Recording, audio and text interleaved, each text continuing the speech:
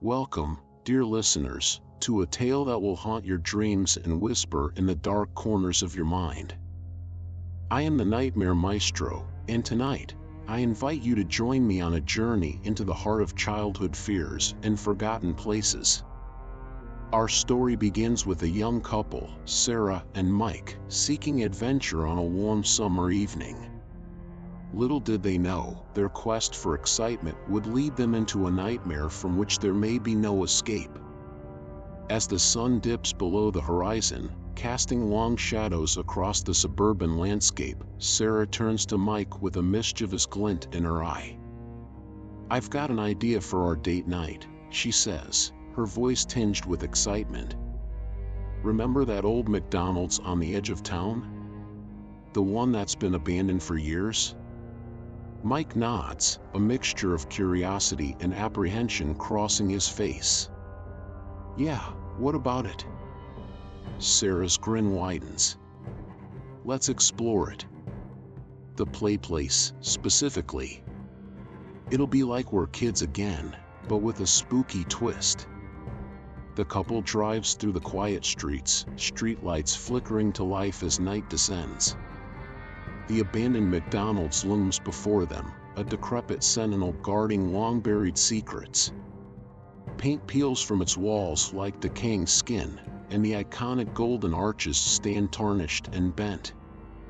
As they park, the gravel crunching beneath their tires, an eerie stillness settles over the scene.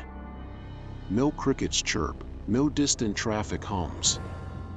It's as if the world itself is holding its breath, waiting for what's to come. Mike hesitates, his hand on the car door. "Are you sure about this, Sarah? It looks pretty creepy." Sarah's laugh rings out, perhaps a touch too loud in the oppressive silence. "That's the point, silly. Come on, where's your sense of adventure?" They approach the PlayPlace entrance, a gaping maw of twisted plastic and rusted metal. The door hangs askew on its hinges, groaning softly in the faint breeze. Sarah pulls out her phone, activating the flashlight. As the beam cuts through the darkness, it reveals a scene of decay and abandonment. Cobwebs drape across once colorful surfaces, and a thick layer of dust coats every surface. The air is heavy with the musty scent of neglect and something else, something sickeningly sweet, like rotting fruit. Mike wrinkles his nose. "God, it stinks in here. Maybe we should dash." His words are cut off by a sound that sends chills down both their spines, the faint, distant echo of children's laughter. Sarah and Mike exchange nervous glances. "Did you hear that?" Sarah whispers, her earlier bravado evaporating. Mike nods, his face pale in the harsh light of the phone. "It's probably just the wind, right? Or maybe some kids playing nearby." They both know it's a lie. There are no houses close by, no playgrounds within earshot. The laughter fades, leaving behind an oppressive silence that seems to press against their eardrums. As they move deeper into the PlayPlace, Sarah's light catches something on the floor, a small, plastic toy. It's a Happy Meal figurine, but one neither of them recognizes. The paint is chipped and faded, but the figure's expression is unsettlingly lifelike, a child's face frozen in a silent scream. The couple approaches the once vibrant ball pit, now a pit of shadows and decay. Deflated, grimy balls litter the bottom, their cheerful colors long since faded to a uniform, sickly gray. Sarah shines her light into the pit, revealing something that makes her gasp. Nestled among the balls are what appear to be small, pale shapes, almost like limbs. "Mike," she whispers, her voice trembling. "I think there's something down there." Mike leans in for a closer look, his curiosity overriding his fear. As he does, a gust of wind seems to sweep through the enclosed space, carrying with it the unmistakable sound of childish giggles. The pale shapes shift, sinking deeper into the pit. As Sarah and Mike back away from the ball pit, hearts pounding, they become aware of a new sound. Whispers, barely audible, seem to emanate from the twisting tubes and slides above them. "Come play with us," the voices seem to say, a chorus of children's voices that sound simultaneously inviting and deeply wrong. "We've been waiting for so long." Mike grabs Sarah's hand. "We need to get out of here. Now." But as they turn to leave, they find their exit blocked. The door they entered through is gone, replaced by a solid wall of grimy plastic. With no way out on the ground level, Sarah and Mike are forced to climb into the maze of tubes above. The plastic is slick with an unidentifiable substance, making their progress slow and treacherous. As they crawl through the narrow passages, the whispers grow louder, more insistent. Shadows flicker at the edge of their vision, small shapes darting just out of sight. "I don't like this," Sarah says, her voice tight with fear. "It feels like we're being herded." Mike doesn't respond. He's too focused on the strange symbols that have begun to appear on the walls of the tube, crude, childish drawings that seem to depict some sort of ritual. As they continue their ascent, the Nightmare Maestro's voice cuts in, providing a chilling context to their predicament. What our intrepid explorers don't know is the dark history of this particular McDonald's. Built in the late 1980s, it was the site of a tragedy that the town has long tried to forget. In 1989, 5 children disappeared during a birthday party, vanishing without a trace from this very PlayPlace. The case was never solved, but rumors persisted, whispers of a shadowy figure seen lurking near the ball pit, of strange symbols found etched into the plastic tubes. The restaurant closed soon after, but some say the missing children never truly left. As Sarah and Mike emerge into a larger chamber within the PlayPlace, they find themselves in what appears to be a time capsule of that fateful day. Tattered streamers hang from the ceiling, and a moldy cake sits on a table, 5 unlit candles still stuck in its rotting surface. The air is thick with the scent of decay and something else, the sickly sweet smell of children's perfume and bubble gum. "What is this place?" Sarah whispers, her voice barely audible over the now constant whispers that surround them. Mike shakes his head, unable to speak. His eyes are fixed on the far wall, where 5 small handprints are pressed into the grime, each one a perfect child's hand. As Sarah moves to examine the handprints, the shadows in the corners of the room begin to shift and coalesce. Dark, childlike shapes form, their edges blurred and indistinct. Mike lets out a strangled cry. "Sarah, look out!" She turns just in time to see the shadow children surging towards her, their forms flickering like old film footage. Their faces are featureless voids, save for wide, hungry mouths. Sarah screams, stumbling backward. She collides with the birthday table, sending the rotten cake flying. As it hits the floor, the candles suddenly ignite, casting an eerie, flickering light across the scene. The shadow children give chase as Sarah and Mike flee deeper into the PlayPlace labyrinth. The couple's panicked breathing echoes off the plastic walls, mingling with the ever-present whispers and giggles. They scramble through tubes and down slides, the shadows always just behind them. The very structure of the PlayPlace seems to shift and change around them, familiar paths suddenly leading to dead ends. "This is impossible," Mike gasps as they emerge into yet another unfamiliar chamber. "It wasn't this big from the outside." Sarah doesn't respond. She's too busy staring at the wall, where a new set of childish drawings have appeared. They seem to depict a tall, spindly figure surrounded by small, shadowy forms. As our terrified couple catches their breath, allow me to shed some light on the nature of their predicament. The PlayPlace is more than just an abandoned play area. It has become a nexus of childhood fears and unfulfilled wishes. The 5 children who vanished that day in 1989 were not simply taken. They were claimed by something ancient and hungry, something that feeds on the innocent terror of the young. Their essences have been trapped here for decades, twisted into the shadow forms that now pursue Sarah and Mike. But the true horror, dear listeners, is yet to reveal itself. As Sarah and Mike press on, the PlayPlace seems to come alive around them. Tubes contract and expand like breathing lungs, and the plastic beneath their feet pulses with an unseen heartbeat. Suddenly, the floor beneath Sarah gives way. She screams as she plummets down a twisting slide, Mike's horrified face disappearing from view. "Sarah!" Mike shouts, his voice echoing through the maze.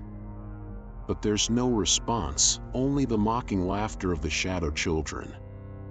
Alone now, Mike faces a terrible choice: continue on in search of an exit, or descend into the unknown depths to find Sarah. Sarah lands hard at the bottom of the slide, finding herself in a dark, cavernous space. As her eyes adjust, she realizes with horror that she's in an enormous ball pit, far larger than the one they saw earlier.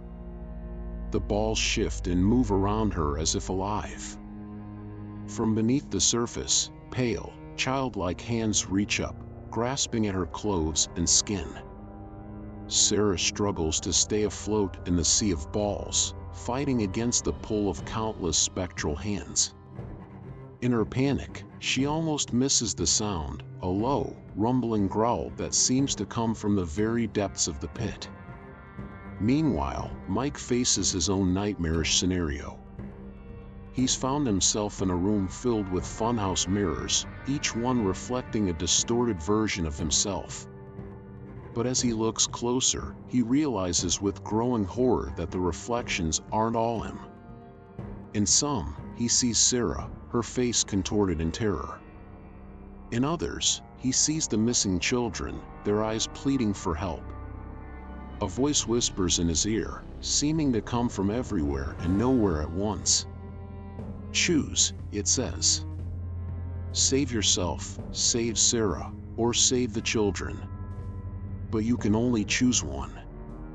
Mike stands frozen, the weight of an impossible choice crushing down upon him. As Sarah continues to struggle in the ball pit, the growling grows louder. The balls part, revealing a monstrous form rising from the depths. It's a twisted amalgamation of playground equipment and human flesh, slides serving as arms, chains as tendons, and at its core, a pulsating mass of fused children's bodies. This, dear listeners, is the true form of the entity that has haunted this place for decades. Born from the fear and pain of countless children, it has grown strong on a diet of innocence and terror. Sarah's scream catches in her throat as the creature fixes its gaze upon her, a gaze emanating from dozens of young, terrified eyes. The entity speaks, its voice a cacophony of children's cries and the creaking of rusted metal. At last, it rumbles, "Fresh meat to join our eternal playground." Sarah, summoning a courage she didn't know she possessed, stands her ground. "What are you?" she demands, her voice shaking. "What do you want?" The creature's laughter shakes the very foundations of the PlayPlace. "I am the game that never ends, the fun that turns to fear. I want what every child wants, to play forever." It extends a twisted slide arm towards Sarah. "Join us," it croons, "and experience eternal youth. Refuse, and face a fate worse than death." The voice in the mirror room grows more insistent, pressing Mike to make his choice. Images flash across the mirrors, Sarah sinking into the ball pit, the missing children reaching out with pleading hands, an exit door leading to safety. Mike closes his eyes, tears streaming down his face. I choose. But before he can finish, the floor beneath him gives way, sending him plummeting down towards Sarah and the monstrous entity. Mike crashes into the ball pit, narrowly missing the creature's grasping arms. He surfaces next to Sarah, who clutches him tightly. "Mike!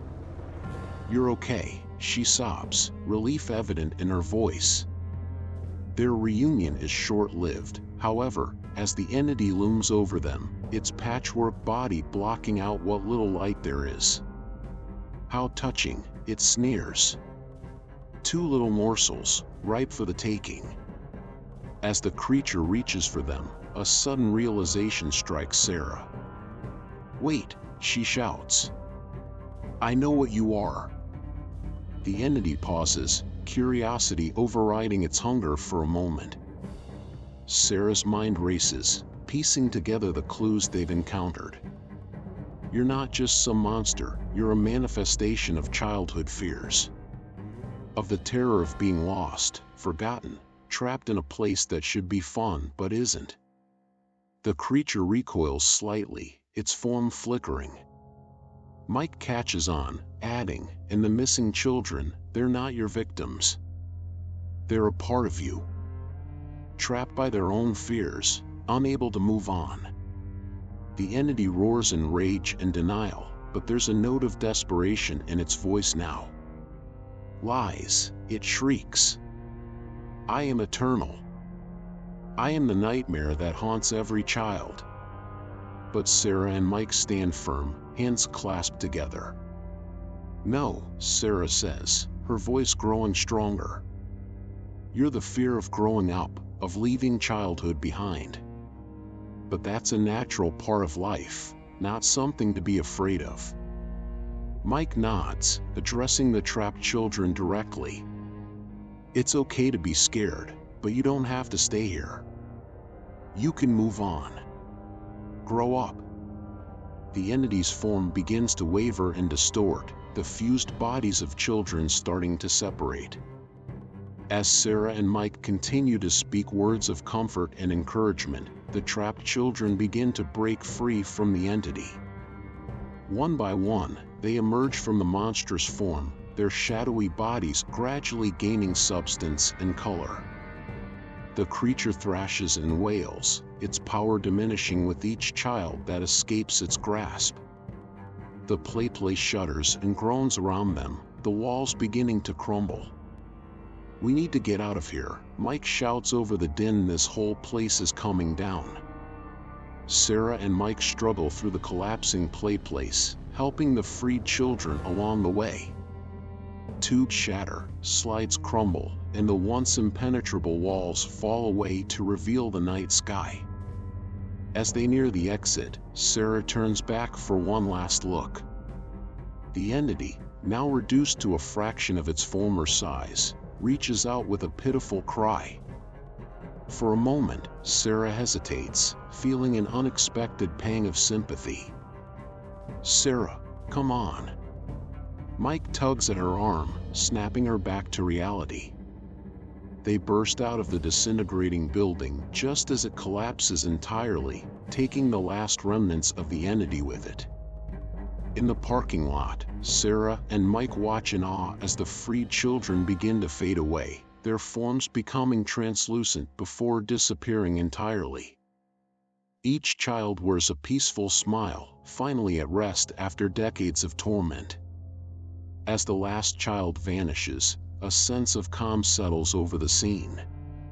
The oppressive atmosphere that had surrounded the abandoned McDonald's lifts, replaced by the normal sounds of a summer night, crickets chirping, a distant dog barking. Sarah turns to Mike, her eyes wide with the weight of what they've experienced. "Did that really just happen?" Mike nods slowly, his gaze still fixed on the rubble of the PlayPlace. "Yeah, I think it did." As dawn breaks, Sarah and Mike sit on the hood of their car, watching as police and firefighters swarm the collapsed building. They've given their statement, a carefully edited version that omits the supernatural elements of their night. Do you think anyone will believe the truth? Sarah asks softly. Mike shakes his head. Probably not. But we know. And those kids, they're finally at peace. As they sit in contemplative silence, neither notices the Happy Meal toy that has somehow made its way into Sarah's pocket. Its painted eyes seem to gleam in the early morning light, and for just a moment, a faint giggle echoes on the breeze. Sarah shivers, pulling her jacket tighter around her shoulders.